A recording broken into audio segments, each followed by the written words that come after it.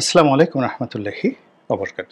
সম্মানিত দর্শক, 2025 সনের মে মাসের 24 তারিখ বিকালবেলা আজকের এই ভিডিওটি করছি। যখন আমি এই ভিডিওটি করছি তখন ডক্টর মোহাম্মদ ইউনূস পদত্যাগ করেছেন কিনা এই মুহূর্তে আমি বলতে পারবো না। তবে আজকে সারাদিন সকাল থেকে এই অবধি যে জিনিসগুলো আমরা আশা করেছি বা হয়তো কোথাও কোথাও ঘটেছে, সেটি হলো তাকে আরও দীর্ঘদিন ক্ষমতায় রাখার জন্য তার যারা সমর্থক রয়েছেন, তার যারা ভাড়াটিয়া বাহিনী রয়েছেন, তারা দাবি তুলবেন। এবং এর আগে আমরা দেখেছি যে শাহবাগে রাস্তা বন্ধ করে তাকে দীর্ঘদিন ক্ষমতায় রাখার জন্য আমজনতা বা সাধারণ জনতা সমাবেশ করবে। কিন্তু সকালবেলা, আমি খুব সকালবেলা, নর্মালি আমি 10টার দিকে অফিসে আসি, যেহেতু শাহবাগ বন্ধ হয়ে যেতে পারে এই জন্য আমি ঠিক 9টার সময় আজকে অফিসে এসেছি। কিন্তু আসার সময় দেখলাম যে এই ধরনের কোনো আয়োজন সেখানে নেই। কিন্তু অফিস আসার পরে যেটি দেখলাম সামাজিক মাধ্যমে, যে ঢাকার অন্য একটি এলাকাতে শুক্রবার দিন, অর্থাৎ আজকে ভিডিও করছি শনিবারে, শুক্রবার দিন একটি এলাকাতে, কোন একটি এলাকাতে এরকম রাস্তা বন্ধ করে 10-12 জন লোক তার একটা বিশাল যাকে বলা হয় সমাবেশ করার চেষ্টা করেছে এবং সেখান থেকে দাবি তুলেছে যে ইউনূস স্যার আপনি যাবেন না, আমরা আপনাকে চাই এবং আপনি গেলে আমাদের কি হবে, এই বক্তব্য। যখন আমি ভিডিওটি করছি তখন সোশ্যাল মাধ্যমে যে খবরটি ট্রেন্ড হচ্ছে যে তিনি টেকনিকের বৈঠক, অর্থাৎ অর্থনৈতিক যে নীতি নির্ধারণী সর্বোচ্চ কমিটি যেখান থেকে প্রকল্প পাস হয় সেই টেকনিকের বৈঠক তিনি করেছেন এবং সে বৈঠক শেষে তার যে উপদেষ্টা মণ্ডলী তাদের সঙ্গে তিনি রুদ্ধদ্বার বৈঠক করছেন। সেখানে কি আলাপ আলোচনা হচ্ছে সেটা এখন পর্যন্ত আমরা বলতে পারছি না। 2 নম্বর হলো যে তার যে রাজনৈতিক সংগঠন এনসিপি, তারা বলার চেষ্টা করছেন যে যে কোনো মূল্যে ডক্টর মোহাম্মদ ইউনূসকে ক্ষমতায় রাখার জন্য তারা যত চেষ্টা করা দরকার, লড়াই করা দরকার, সংগ্রাম করা দরকার, তারা সেটা করবেন।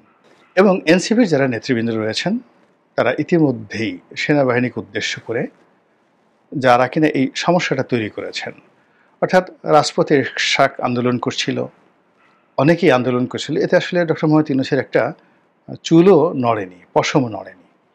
কিন্তু যেই মুহূর্তে জেনারেল ওয়াকারুজ্জামান ক্যান্টনমেন্টে বসে তিনি তার সহকর্মীদের সঙ্গে বৈঠক করলেন এবং সে বৈঠকে তিনি কতগুলো খোলামেলা কথাবার্তা বললেন, যে কথা আপনি কার্যত কগনিজেন্সে আনতে পারবেন না। এর কারণ হলো যে সেনাবাহিনীর পক্ষ থেকে এই ধরনের কথাবার্তা বলা হয়েছে এরকম কোনো দলিল কেউ দেখাতে পারবে না। সেনাবাহিনীর যে বিভাগ রয়েছে, জনসংযোগ বিভাগ রয়েছে, আইএসপিআর, সেখান থেকে কোনো বিবৃতি দেওয়া হয়নি। কিন্তু সামহাও সেই মিটিংয়ের সকল বক্তব্য বাইরে চলে এসেছে। এখন এই বক্তব্য নিয়ে সরকারি দপ্তরে আলোচনা হচ্ছে। এনসিপি থেকে শুরু করে ডক্টর ইউনূসের যারা ঘনিষ্ঠজন, তারা সবাই এই ধরনের বক্তব্যকে রাষ্ট্রদ্রোহিতা, সরকারের বিরোধিতা এবং সীমা অতিক্রম বলার চেষ্টা করছেন। কিন্তু জেনারেল ওয়াকারুজ্জামান এবং তার যারা সহকর্মী রয়েছেন তারা পুরো বিষয়টি সলা করে, পরামর্শ করে, কৌশল করে এমনভাবে কথাগুলো বলেছেন, প্রথমত এই কথা জনগণের হৃদয়ে অনুরণিত হয়েছে। প্রায় সবগুলি জনদাবি, যেমন ডিসেম্বরের মধ্যে নির্বাচন হবে এবং তিনি বললেন যে জানুয়ারি মাসের 1 তারিখে 2026 সনের নতুন সরকারের হাতে ক্ষমতা যাবে। তিনি বলেছেন, এভাবে খবর এসে, যে আমি এখন অভিভাবকহীন। এর অর্থ যে বর্তমান যিনি আছেন তাকে তিনি অভিভাবক মনে করছেন না, অভিভাবক হিসেবে পাত্তা দিচ্ছেন না, অথবা তিনি অভিভাবক হিসেবে উপযুক্ত নন, এরকম কথা তিনি বলেছেন বলে পত্রপত্রিকায় এসেছে। তো এখন আবার তিনি চট্টগ্রাম বন্দর নিয়ে তিনি বলেছেন লিজ দেওয়া যাবে না, এটা নির্বাচিত সরকারের দায়িত্ব কর্তব্য। তারপর করিডোর নিয়ে তিনি খুব স্পষ্ট কথা বলেছেন যে এরকম একটা স্পর্শকাতর বিষয় অনির্বাচিত সরকার এই কাজগুলো করতে পারে না। এখন এই কথাগুলোকে যদি আপনি কগনিজেন্সে নিতে চান, আপনার তো ডকুমেন্ট লাগবে, এভিডেন্স লাগবে। ঠিক সেই এভিডেন্সটা কারোর হাতে নেই, মানে এটার বিরুদ্ধে যে আপনি ব্যবস্থা নেবেন। আবার এই কথাগুলো তিনি বলেছেন বলে এমনভাবে তিনি সেই জিনিসগুলো প্রচার করে দিয়েছেন, তার প্রতিপক্ষ যদি কেউ থাকে, সেটা যদি সরকার হয়, ডক্টর মোহাম্মদ ইউনূস হয়, তাদের মধ্যে এখানে রীতিমতো একটা কম্পন তৈরি হয়ে গেছে, অনেকের ঘুম হারাম হয়ে গেছে, অনেকে রীতিমতো কান্নাকাটি শুরু করে দিয়েছেন। এর ফলে কি হলো, তার এই বৈঠকের পর থেকেই বাংলাদেশের রাজনীতি একেবারে রীতিমতো 180 ডিগ্রি অ্যাঙ্গেলে উল্টে যায়, ঘুরে যায়। ডক্টর মোহাম্মদ ইউনূস সম্পর্কে মানুষের যে ভয় ছিল, আতঙ্ক ছিল, শ্রদ্ধা ছিল, সম্ভ্রম ছিল, এটি শূন্যতে চলে আসে। এরপর তিনি পদত্যাগের কথা বলেছেন বলে এনসিপির যিনি প্রধান মিস্টার নাহিদ, তিনি এসে সেটা জানান এবং বিবিসির সঙ্গে সাক্ষাৎকারে তিনি সেই কথা বলেন। তারপর থেকেই পদত্যাগের গুঞ্জন, এবং সারাটা রাত আমরা আসলে কেউ ঘুমাইনি, মানে গত রাতে আমরা কেউ ঘুমাইনি। এই কখন পদত্যাগ করেন, কি করেন, পদত্যাগের পক্ষে কি বলেন, বিপক্ষে কারা বলেন, এগুলো নিয়ে মূলত সামাজিক মাধ্যমগুলোতে এত বেশি যাকে বলা হয় নড়াচড়া ছিল যে অনেক বাসায় নেট ঠিকমতো কাজ করছিল না। তো সেখানে অনেক রং তামাশার কথা হয়েছে, পক্ষে কথা হয়েছে, বিপক্ষে কথা হয়েছে। পক্ষে বলা হয়েছে যে ডক্টর মোহাম্মদ ইউনূসের মতো বিশ্বমানব আমরা যদি এরকম একটা মানুষকে হারাই জীবন আর পাবো না। অনেকে বলার চেষ্টা করেছেন তিনি ভুল একটা দেশে এসেছেন। তিনি হলেন সেই আয়না বা আরশি, যে আয়না একজন অন্ধ মানুষকে দেওয়া হয়েছে। মানে আমরা বাঙালি যারা আছি তারা এত অন্ধ, এত বধির, আমরা ডক্টর মোহাম্মদ ইউনূসকে দেখতে পাচ্ছি না, তার কথাও শুনতে পাচ্ছি না, অথচ তিনি একটা আজীব একটা সৃষ্টি আল্লাহর। তো এরকম তার পক্ষে যারা লোকজন বলার চেষ্টা করছে না, যারা বিপক্ষের লোক তারাও নানা রকম নেতিবাচক কথা বলেছেন। আমরা সেগুলো না বলে শুধু এটা বলতে চাই যে ওনার মান সম্মান নিয়ে চলে যাওয়া উচিত, যত দ্রুত সম্ভব চলে যাওয়া উচিত। আমরা তো কেউ তার পদত্যাগ চাইনি। তিনি যেহেতু স্বেচ্ছায় যেটা বলেছেন ওটা তার মুখ দিয়ে আল্লাহই বের করে দিয়েছেন, ফলে তিনি এই সসম্মানে চলে গেলে আমরা বাঁচি। আবার এই কথার পাশাপাশি আবার অনেকে ট্রলও করেছেন যে এটা অসম্ভব ব্যাপার, উনি কি যাবেন নাকি, এখান থেকে কেউ যায় নাকি, আমাদের এই বাংলাদেশে কেউ কখনো পদত্যাগ করেছে নাকি?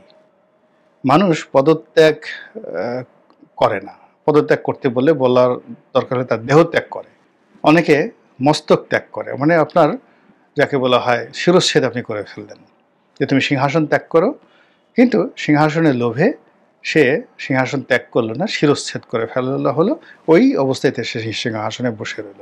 মধ্যযুগে এরকম আমরা অসংখ্য ঘটনা দেখেছি যে পদত্যাগের পরিবর্তে মস্তিষ্ক ত্যাগ, মস্তক ত্যাগ অনেক মানুষকে মৃত্যুর দিকে নিয়ে গেছে। অনেকে পদত্যাগ না করে দেহত্যাগ করেছেন, অর্থাৎ মারা গিয়েছেন শোকে, দুঃখে, অপমানে, লাঞ্ছনায়, গঞ্চনায়, মানে কখনো কিন্তু তারা পদত্যাগ করেননি। তো সেই ক্ষেত্রে সবাই বলার চেষ্টা করেছেন যে এরকম নজির তো পৃথিবীতে নাই, বাংলাদেশে তো একেবারেই নেই। তো সেখানে তিনি কেন পদত্যাগ করতে যাবেন? এই পদ কি সহজে পাওয়া যায়? আপনাকে ওই পদে বসালে আপনি কি কাজ করতেন? আপনিও তো দেহত্যাগ করতেন, আপনি তো সেক্ষেত্রে ডক্টর মোহাম্মদ ইউনূস করতে পারেন না। যারা আরেকটু জ্ঞানী গুণী খোঁজ খবর রাখেন তাদের বক্তব্যটা হলো যে উনি তো সাধারণ মানুষ নয়, উনি জীবনে কোনো কিছু ত্যাগ করেননি, উনি শুধু গ্রহণ করেছেন, ত্যাগ তার ডিকশনারিতে নেই। তো তিনি গ্রামীণ ব্যাংকের একজন ম্যানেজিং ডিরেক্টর, বাংলাদেশের প্রেক্ষাপটে যে কমার্শিয়াল ব্যাংকগুলো রয়েছে, ধরেন সোনালী ব্যাংকের ম্যানেজিং ডিরেক্টর। তো সোনালী ব্যাংকের ম্যানেজিং ডিরেক্টরের যদি ওজন হয় 40 কেজি, মানে 1 মণ, তো সেখানে গ্রামীণ ব্যাংকের ম্যানেজিং ডিরেক্টর যিনি রয়েছেন তার ওজন হবে বড় জোর 100 টাকা, 1 মণের জায়গায় 100 টাকা। এবং এখন যিনি গ্রামীণ ব্যাংকের এমডি কে আছেন জানি না, আমরা তো তার নামও জানি না। তো গ্রামীণ ব্যাংকের এমডি তিনি যদি কোনো একটা ব্রাঞ্চে গিয়ে, সোনালী ব্যাংকের, জনতা ব্যাংকের, অগ্রণী ব্যাংকের একটা ব্রাঞ্চে গিয়ে, মাঝারি সাইজের ব্রাঞ্চ যেখানে একজন জেনারেল ম্যানেজার বা ডিজিএম দায়িত্বে থাকেন, তো ডিজিএম সাহেবও কিন্তু গ্রামীণ ব্যাংকের ম্যানেজিং ডিরেক্টরকে পাত্তা দিতে চান না। এমনকি গ্রামীণ ব্যাংকের ম্যানেজিং ডিরেক্টর যদি বাংলাদেশ ব্যাংকে যান, তো বাংলাদেশ ব্যাংকের একজন জয়েন্ট ডিরেক্টর, কি বলবো, একটা ম্যানেজার লেভেলের পোস্ট, অনেক ছোট একটা পোস্ট, এরকম একজন জয়েন্ট ডিরেক্টর তিনিও কিন্তু এই গ্রামীণ ব্যাংকের ম্যানেজিং ডিরেক্টরকে পাত্তা দিতে রাজি নন। তো এইরকম একটা পদের জন্য তিনি বাংলাদেশের প্রবল ক্ষমতাধর শেখ হাসিনাকে তিনি চ্যালেঞ্জ জানিয়েছেন। তিনি এই পদটি লাভের জন্য Hillary Clinton, Bill Clinton, Barack Obama, Joe Biden, Jill Biden সহ বিশ্বের প্রায় 140-50 জন নোবেল লরিয়েট তাদেরকে কাজে লাগিয়েছেন। নেতিবাচক বললাম না, মানে আমার বলা উচিত ছিল যে তাদের জীবন ঝালাপালা করে দিয়েছেন, ঘ্যান ঘ্যান করে, যে আমার পক্ষে একটা বিবৃতি দেন, এটা করে দেন, এটা করে দেন, এটা করে দেন, ইত্যাদি ইত্যাদি। তো যাই হোক, এরকম অনেক লোক বিবৃতি দিয়েছেন, অনেকে শেখ হাসিনাকে টেলিফোন করেছেন, অনেকে আরও কিছু করেছেন, এবং সে সকল বিবৃতি আবার তিনি ওয়াশিংটন পোস্ট পত্রিকার মতো ব্যয়বহুল একটি পত্রিকাতে একেবারে ফার্স্ট পেজে বিজ্ঞাপন আকারে তিনি ছাপিয়েছেন। এই ধরনের ঘটনা যিনি করেছেন, তিনি বাংলাদেশের প্রধানমন্ত্রী সমমর্যাদার প্রধান উপদেষ্টার পদ ত্যাগ করবেন, এটা কি হয়? এটা কখনো হয় না। তো যাই হোক, এনিওয়ে, এগুলো নিয়ে সেই শুক্রবার রাত সারা রাত ব্যস্ত ছিল মানুষজন, আমিও ব্যস্ত ছিলাম যে দেখি কি হয় না হয়। সকালবেলা উঠে আবার দেখার চেষ্টা করলাম, কোনো রকম খোঁজ নাই, খবর নাই। বরং এখান দেখলাম যে তিনি আরও নতুন করে ক্ষমতায় থাকার জন্য যে দৃঢ়তা দেখাচ্ছেন, অর্থাৎ পদত্যাগ করার যে কথাটা বলেছেন, এটা নিয়ে ইতিমধ্যেই তার ভক্ত ছিল, অনুরাগী ছিল, তারা ইদানিং তার বিরোধিতা করছেন, এবং সবাই বলছেন যে আমরা ডক্টর মোহাম্মদ ইউনূসকে সমর্থন দিয়েছি গত 7-8 মাস ধরে। কিন্তু তিনি যে কর্মকাণ্ডগুলো করছেন, সেই কর্মকাণ্ড করার ফলে এখন মনে হচ্ছে যে তার বিরোধিতা করা আমাদের দেশপ্রেমের একটি অংশ। দেশের চেয়ে বড় কিছু নাই। তিনি যে কাজগুলো এখন করছেন, এটি দেশের স্বার্থ বিরোধী, কাজেই তার বিরোধিতা করতে হবে। তো এরকম অনেক টেলিভিশন ব্যক্তিত্ব, গণমাধ্যম ব্যক্তিত্ব, সামাজিক মাধ্যম ব্যক্তিত্ব, তারা ডক্টর মোহাম্মদ ইউনূসকে নিয়ে নানা রকম রিপোর্ট করেছেন, নানা রকম কন্টেন্ট তৈরি করেছে, এবং তাদের সবার বক্তব্য হলো যে উনি তো যাবেন নাই, এটা ছিল মূলত তার একটা নাটক। সহানুভূতি অর্জন করার জন্য তিনি চেষ্টা করেছেন। তো সেই সহানুভূতিটা যখন বুমেরাং হয়ে গেছে, তখন তিনি এখন বুঝে গেছেন যে তার যে বিদায়টা, এটা খুব সহজ হবে না, স্বাভাবিক হবে না। তাকে কেন্দ্র করে তিনি যে একটা টুকা দিয়ে দেখলেন, তাকে কেন্দ্র করে বাংলাদেশে বিরাট একটা অ্যাঙ্গার তৈরি হয়েছে, তার একটা প্রতিপক্ষ তৈরি হয়েছে, এবং অনেকে চায় যে তিনি ইমিডিয়েটলি ক্ষমতা ছেড়ে চলে যান। আর তিনি বুঝে গেছেন যে তিনি যদি ক্ষমতা ছেড়ে চলে যান, তিনি এবং তার যারা লোকজন রয়েছেন, তাদের যে পরিণতি কি হবে, এটা বোঝার মতো ক্ষমতা তার অবশ্যই আছে। এবং গতকাল রাতেই দেখা গেল যে কিছু কিছু খবর মানে রীতিমতো ভাইরাল আকার ধারণ করেছে। কেউ বলছেন যে পালাতে দেয়া যাবে না, কেউ বলছে যে এয়ারপোর্টে সেনা টহল বাড়ানো হয়েছে, ঢাকা শহরের সেনা টহল বাড়ানো হচ্ছে, নানা রকম কথাবার্তা কিন্তু প্রচার করা হচ্ছে। এগুলো ওনার জন্য আসলে খুবই অবমাননাকর, অস্বস্তিকর। উনি চাইলেনটা কি আর হলোটা কি, উনি দিলেনটা কি আর পেলেনটা কি। তো এর প্রেক্ষিতে যেহেতু তিনি জেদি মানুষ, সফল মানুষ, তিনি জানেন যে ছাইয়ের মধ্য থেকে কিভাবে সোনা বের করতে হয়। একজন খুব ঠাট্টা করে বলছিলেন যে তিনি যেন তেন মানুষ নয়। সারা পৃথিবীর যে মানুষ, তাদের যে ইকোনমিক যে থিঙ্কিং, ইনভেনশন, ডিসকভারি, এটি সাধারণত সামর্থ্যবান লোকদেরকে ঘিরে। মানুষের ক্রয় ক্ষমতা অনুযায়ী, তারপরে মানুষের রুচি অনুযায়ী, প্রয়োজন অনুযায়ী যারা উদ্যোক্তা, তারা কোনো একটি কনজিউমার প্রোডাক্ট তৈরি করে বা একটা সেবা উদ্ভাবন করে। যেমন ধরেন একটা ফুড পান্ডা, কিংবা ধরুন একটা পোশাকের ব্র্যান্ড, কিংবা ধরুন একটা internet service, what ever maybe, এটা সার্ভিস হোক অথবা বস্তুগত বিষয় হোক, এটা হলো মানুষের ক্রয় ক্ষমতা, তার রুচি, তার ব্যবহার, তার প্রয়োজন ইত্যাদির উপর নির্ভর করে এই পৃথিবীর মার্কেটিং চলে।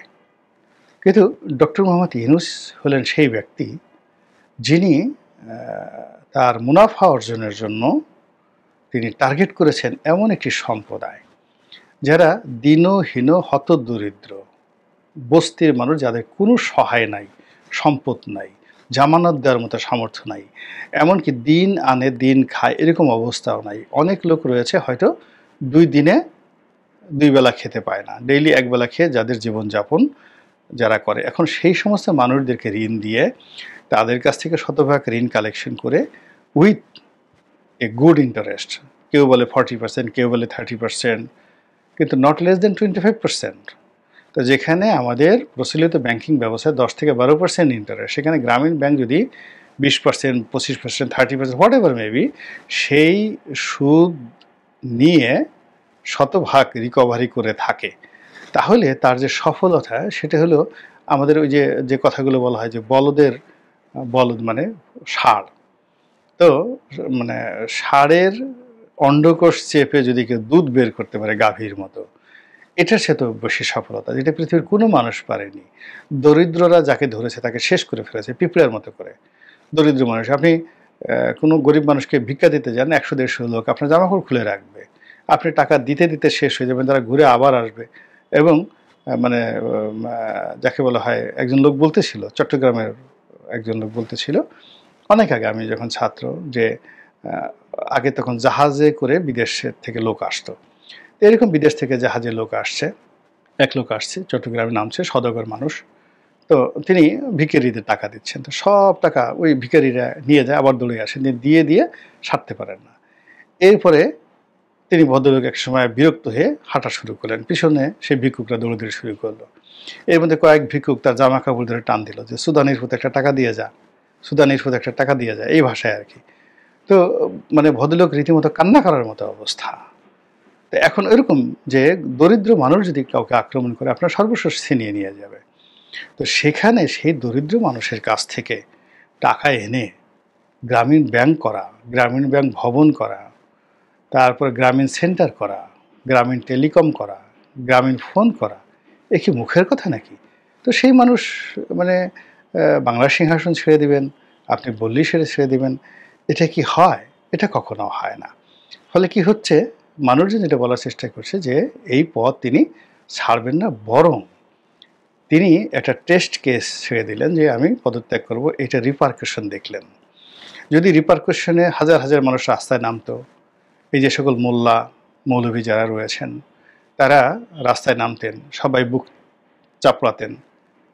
যেমন মহরম মাসে ইয়া হোসেন, ইয়া হোসেন বলে সবাই শিয়ারা যেভাবে কান্নাকাটি করে, তার অনুকরণে যেমন ইয়া মুজিব, ইয়া মুজিব হিসেবে অনেকে এই 15ই আগস্টে নিজের গায়ে চাবুক মেরেছে। এভাবে ইয়া ইউনুসু, ইয়া ইউনুসু বলে অনেকে সেই আহাজারি করতেন যদি রাস্তায় নেমে, তিনি বুঝতেন যে না, তিনি সফট হতেন, যে তার একটা গ্রহণযোগ্যতা রয়েছে। কিন্তু এখন তিনি মানুষের চোখে মুখে প্রতিহিংসা দেখতে পাচ্ছেন। তিনি সেই প্রতিহিংসা থেকে রক্ষা পাওয়ার জন্য যতটা কঠোর হওয়া দরকার, যতটা কৌশলী হওয়া দরকার, যতটা সতর্ক হওয়া দরকার, ঠিক ততটাই তিনি হবেন। এবং এটাই দেশের মূলধারার গণমাধ্যমগুলো প্রকাশ করছে, এবং ওই প্রকাশের প্রেক্ষিতে তিনি বলছেন যে দেহত্যাগ করা সম্ভব, কিন্তু পদত্যাগ করা সম্ভব নয়। আল্লাহ আমাদের সবাইকে হেদায়েত দান করুন এবং হেফাজত করুন। আসসালামু আলাইকুম ওয়া রাহমাতুল্লাহি ওয়া বারাকাতুহু।